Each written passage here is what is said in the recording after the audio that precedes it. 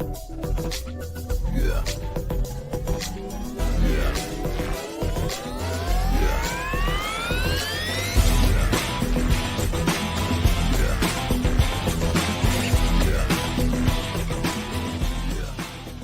Welcome, everybody, to another fantastic episode of SuperShares. My name is Joe Marquez, Director of Academic Innovation for Q, and this is a very special episode of SuperShares. Why?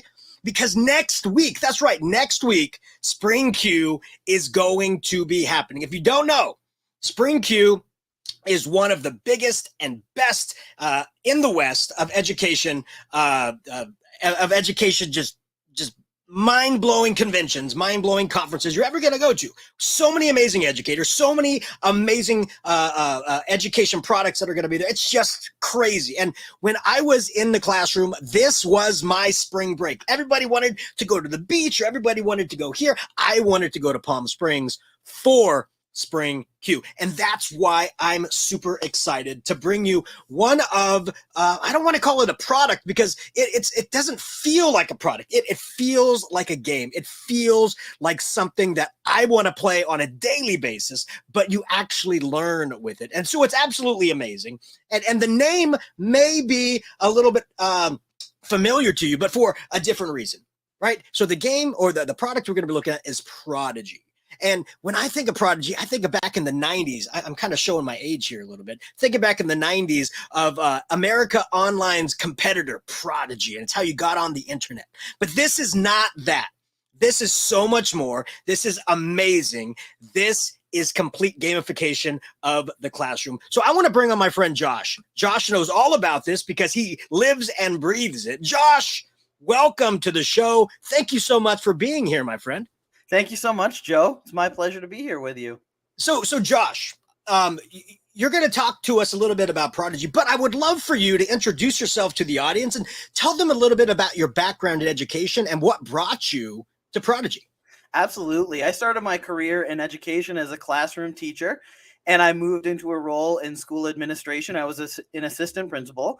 This was all in the school district of Palm Beach County down in southern Florida. Got to meet some wonderful folks down there. And as I was doing the assistant principal job, I went back and got my doctorate in educational leadership. And that's where I got inspired to think about getting into education technology, thinking about impacting the lives of millions of kids every day with the work that I did.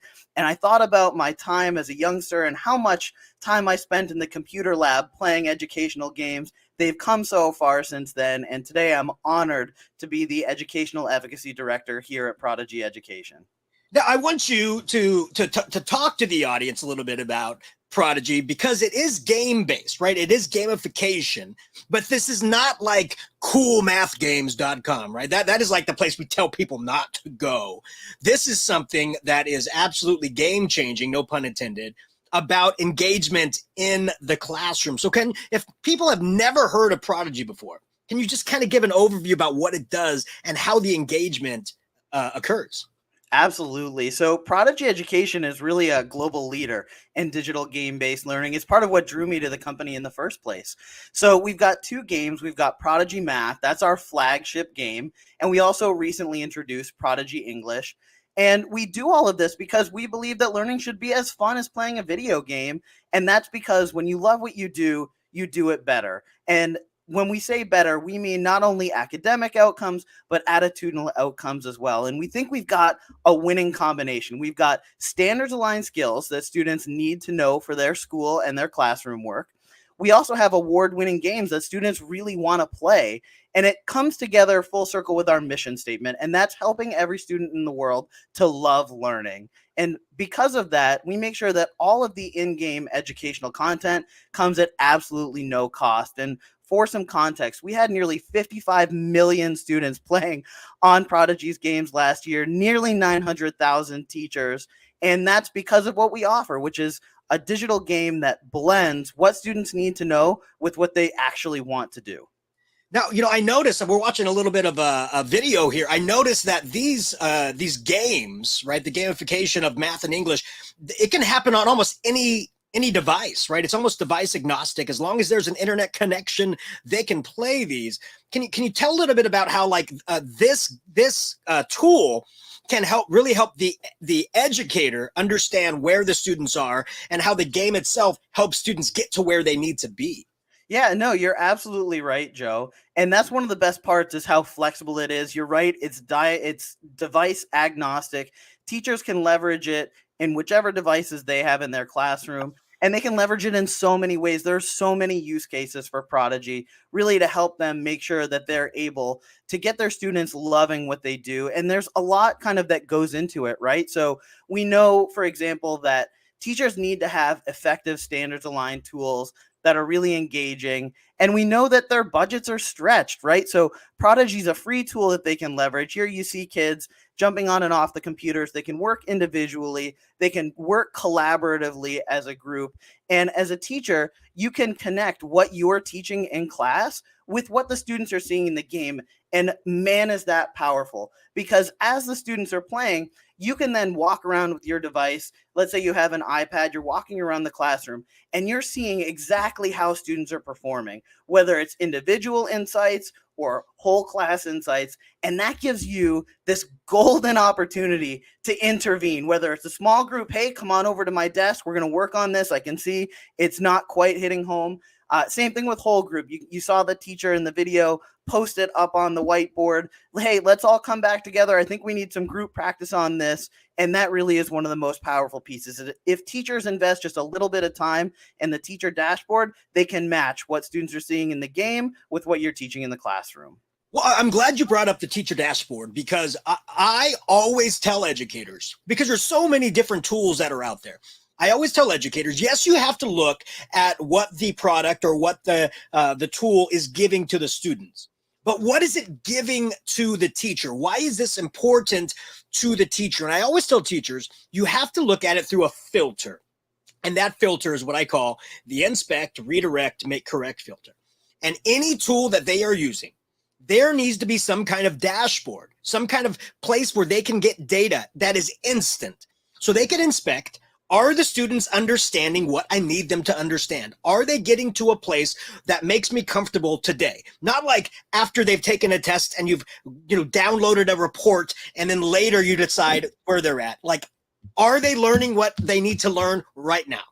And as the teacher, like you were showing that educator on the board, if they're not, you stop the game, you stop them from playing, and you redirect them. Hey, look, everybody's doing this incorrectly. Let me reteach it. Let me show it to you in a different way. And then now let me give you back the game. And you play now and you make those corrections. And we call that the inspect, redirect, make correct. And I think Prodigy nails that to a T, because that is the most important thing, is getting inside the minds of our students to understand if the learning is happening. And I think Prodigy does a great job with that. And so could you talk a little bit more about that dashboard? And because, the reason I'm asking this is because you said one of my favorite words, free. And educators feel like if it's free, that means the dashboard may not be giving me the information that I need, right? So tell me a little bit more how the teachers use the dashboard to really amplify their lesson progress within the classroom.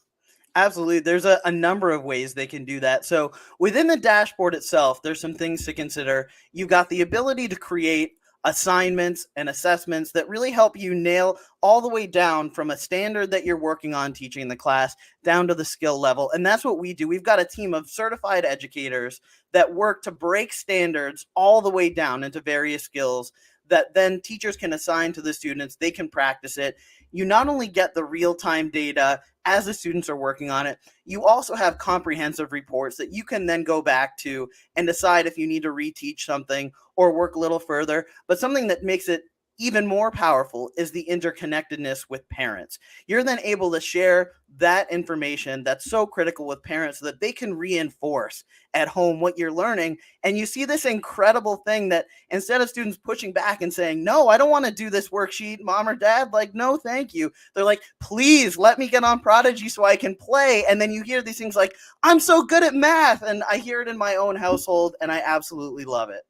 Well, so I want to talk about that parent component, right? Because we always say that for a student to be successful, it needs to be like a three-legged stool, right? And the students are on top of that stool. And the three legs of that stool to make that student successful, to be held up, are great teaching, great administrators who support teaching, and great parent involvement. And knowing that Prodigy has that parent involvement component is incredibly powerful. But I want to ask you this question. So here's a little bit of the gameplay right here.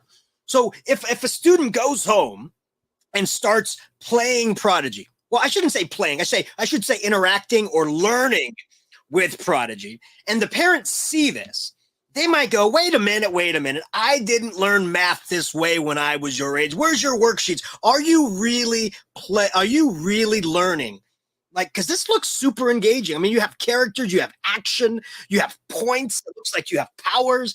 Like, have you heard of parents, mention this to you guys? Like, this actually is something I would play if it wasn't a student thing. What are the parent reactions you hear when they see this kind of gameplay and it's actually effective? No, 100%. We hear from parents constantly. And some of the things we hear about are that this is really positive screen time. If their children are going to be on a device, they're excited to see them choosing to play a game, but it's an educational game, and they love, this is the best part. You see on the screen, these are our math battles. So the student gets so excited, they get to level up their character. They get these interactive battle sequences that keep them coming back and wanting to continue to learn and play. And as they play, they're mastering skills. The parents get those insights on their dashboard. Joe, you talked about it being free, and that's absolutely true. The only way we're able to power this and give the unrivaled access to the bank of thousands of standards aligned questions is by having optional parent memberships that allow them to get some additional educational insights and also provide some gameplay features that can boost engagement. But really, our focus is on making sure that every student in the world, no matter what, has access to what you see here, all of this standards aligned content, and all of the teacher dashboard. That's all no cost whatsoever. No, I love that fact, because there's not a lot of times that the parent can actually get involved with the tool being used in the classroom. They can be notified, hey, we're using this tool, just know that. But it sounds to me like this can get true parent involvement, because the parents are like, this is working great. I want to actually go further and take my student farther at home to really reinforce the learning that's happening. And that's absolutely key, right? And no student's going to want to come home and just do a worksheet and to turn it in. But it looks like, based upon the gameplay that we saw, kids are going to want to play this for hours, right? Can you tell me a little bit about those incentives within the game, right? Because there's, part of gamification is earning points or power-ups or being able to change your avatar or add things to your avatar. What are some of the incentives based upon playing this game that you see are most effective for continued use? Absolutely. So some of the things that students love are badges that they get. When we see that they've mastered a skill, it'll flash up on the screen. They'll see that they've unlocked a badge. It can be addition to 20 or counting to 100. They get so excited about earning those badges. As you mentioned, they can level up their character. They can evolve their pets. And they can also change their avatar, make it be reflective of whatever they want it to be. And that's something that they absolutely love. And taking it a step further, you talked about parent involvement. We discussed it. Parents can set rewards for children in the game by setting a goal. They can say, hey, if you answer 20 questions in the game, you're going to get like a special set of boots for your character. And let me tell you, they get excited for that. Yes, I will hop on and answer 20 math questions, no problem, so that they can get that for their character. There's lots of ways students can stay engaged. Well, accessories are incredibly important, Josh, right? And especially having really cool accessories along the way.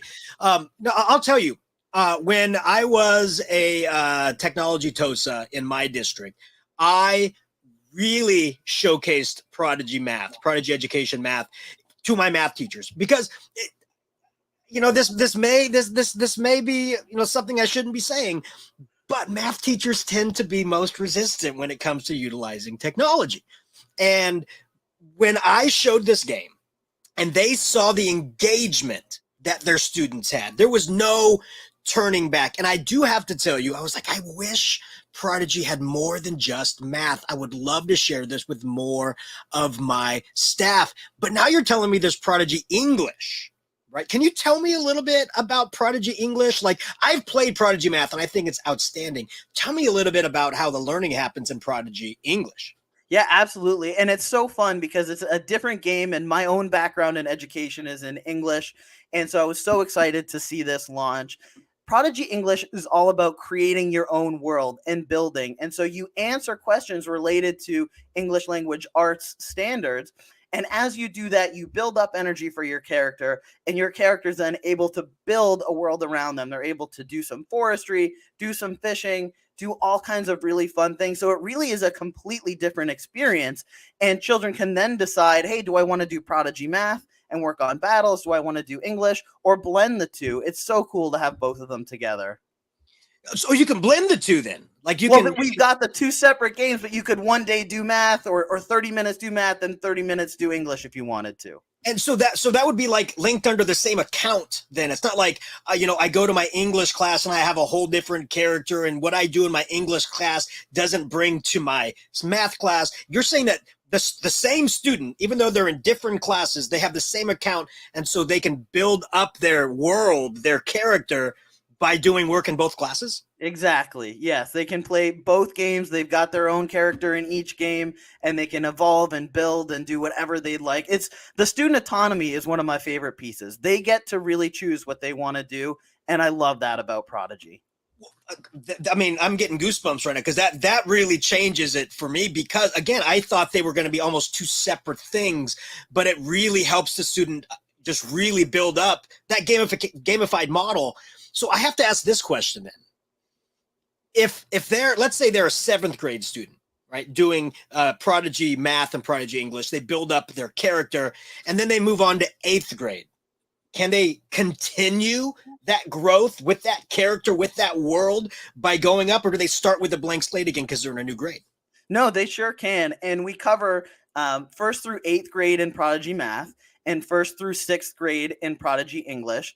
And each year, what happens is we do a placement test. It happens automatically. It starts at the start of the school year, and then it happens again after winter break.